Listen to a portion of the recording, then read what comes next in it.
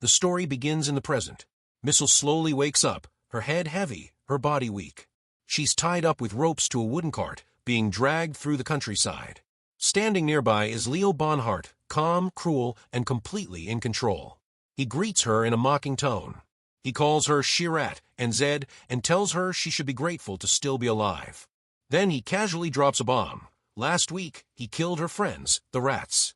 He says their heads are safely stored in a barrel on the cart like trophies. Among them is the head of her closest friend, Fringilla. Missel is trying not to break, but inside she's shaking. Bonhart keeps talking, almost like he's enjoying the sound of his own voice. He explains that he used to think the rats were protected by a big army, but in the end, all it took was one man, him.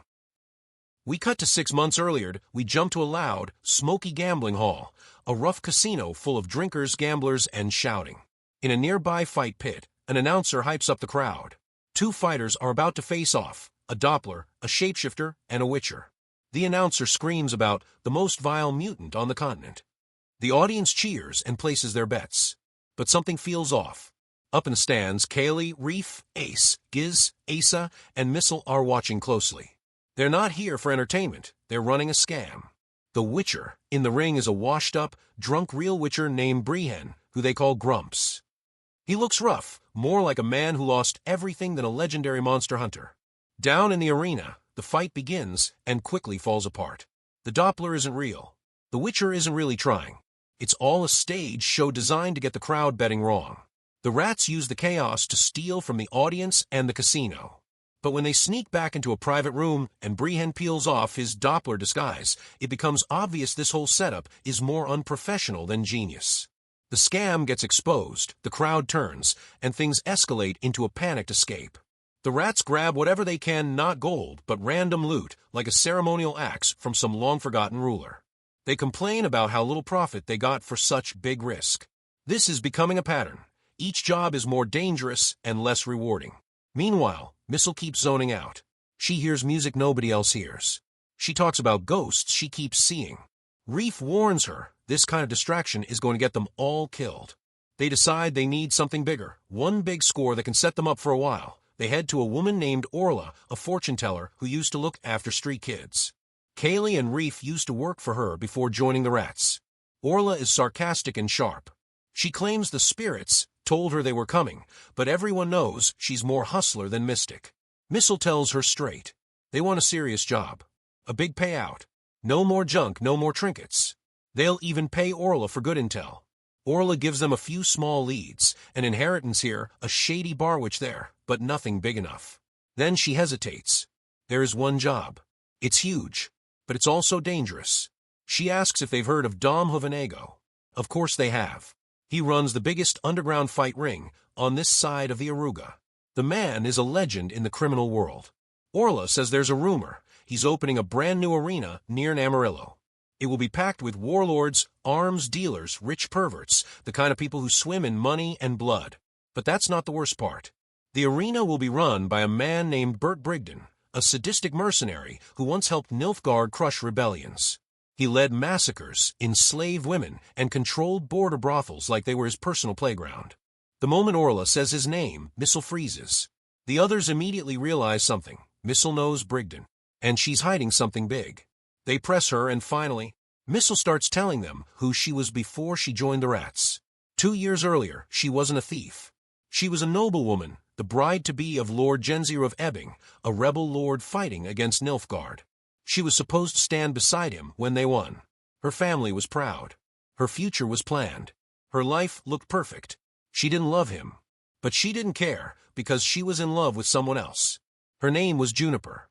Juniper was a servant. Missel's best friend since childhood. Secretly, her lover. The two of them had their own private dreams, staying together, taking care of each other, no matter what. That fantasy collapsed in a single night. Nilfgaard learned about the rebellion. They sent Brigden. He and his mercenaries stormed the estate. They killed men, kept the women. Missel hid while her sister fought back, and was taken. Missel and Juniper tried to escape and go back for their families. Missel found her parents dead. She watched her world burn. Then Brigden found them. He recognized her as the bride. He didn't kill her. Instead, he sent both girls into the brothel system he controlled. A noble cunt is still a cunt, he said. Juniper fought every chance she got, always trying to protect Missile. Brigden enjoyed breaking her. One night, Missile watched helplessly as Brigden beat Juniper to death in front of her. Something inside Missile snapped. After that, she drifted through life like a ghost herself, trapped in a cellar, until she finally figured out how to pick the lock.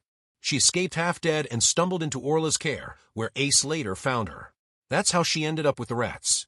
Now that Brigden is back in her orbit, she wants one thing: revenge. Reef warns her, when a job gets personal, it becomes reckless. They all agreed to leave their pasts behind when they started this gang. But Missile reminds them, every one of them has ghosts. The bastards who forced them into the army, the people who abandoned them, the cowards who betrayed their own. Men like Brigden are everywhere, using war to get rich off suffering. And Dom Hovenego's grand opening? All those monsters in human skin will be there in one place. Missile looks at her crew and says, "How about just once we take something from them?" They agree, but with a condition. They'll hit Brigden's money, not his life. No personal revenge.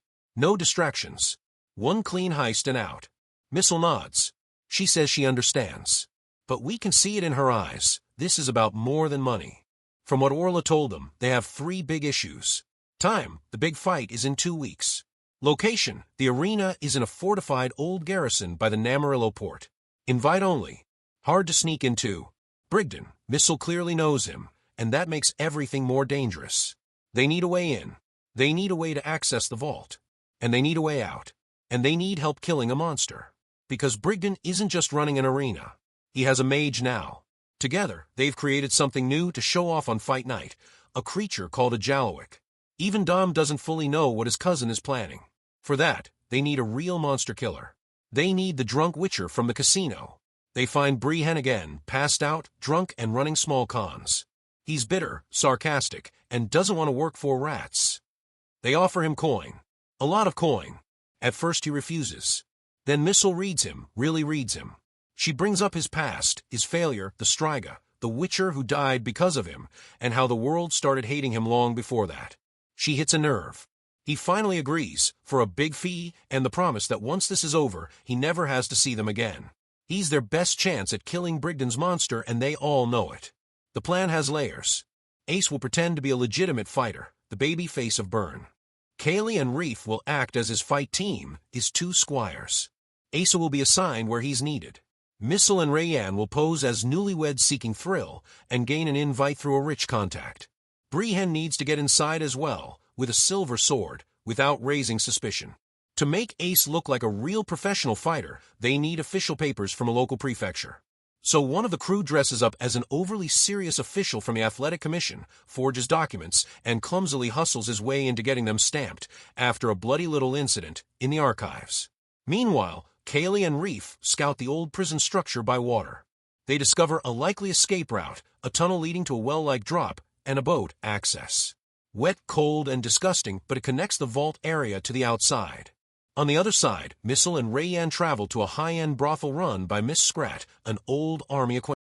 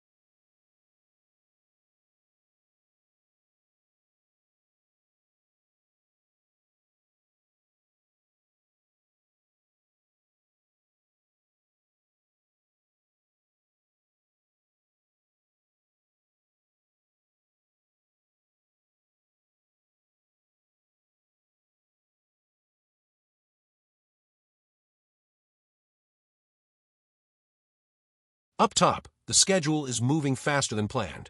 The guards are on edge. Something is wrong. And then a new complication walks in. Leo Bonhart. He's in the arena tonight. And he's interested. Everything starts falling apart. Missile still begs. She will not abandon Juniper again. She asks Rayanne what to do. How to transfer the curse. How to save her. While the crew argues below, Brigden addresses the crowd, showing off his creation. He brags about the monster, the future of warfare, the tool that will allow the cleansing of the continent. He calls the creature forward for its grand debut. Missile tries the transfer ritual. It goes wrong. The curse flares. Chaos explodes. As the curse destabilizes, the arena erupts into violence. Bonhart reveals himself as more than just an observer. He's brutal, efficient, and terrifying. He mocks Missile as the bride, reminding her who she is and what he did. He calls Juniper his pretty little thing, and gloats that he never wasted such a beauty. He turned her into a weapon. Missile's worst nightmares are happening right in front of her again. Down below, the Jalowik goes wild. Brigden has to make a choice. Kill the monster or everyone dies. Missile screams at him not to, but it's too late. He strikes. The monster, Juniper, finally goes down. Missile is shattered. Up in the arena, Ace is thrown into the fight ring earlier than expected. He's terrified, but there is no turning back. The rat's plan relies on the chaos of his fight as cover for the vault raid and escape. Despite everything, Ace holds his own. Through fear, punches, and blood, he survives. He wins his match, becoming the reigning champion, almost by accident. Meanwhile, Kaylee and Reef hit the vault. They grab as many money baskets as they can and haul them toward the boats along the water exit. In the middle of it all, Brigden and Bonhart confront Brigden and the rats.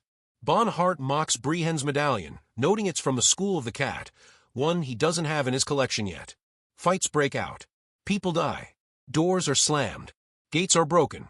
It's a storm of panic and rage. Missile watches Juniper die in her arms. Juniper tells her it doesn't hurt anymore, that she'll take care of her this time. And then she's gone. Missile is left with nothing but grief and fury. Brigden, barely standing, pushes her to move. They got something out of this. They're still alive.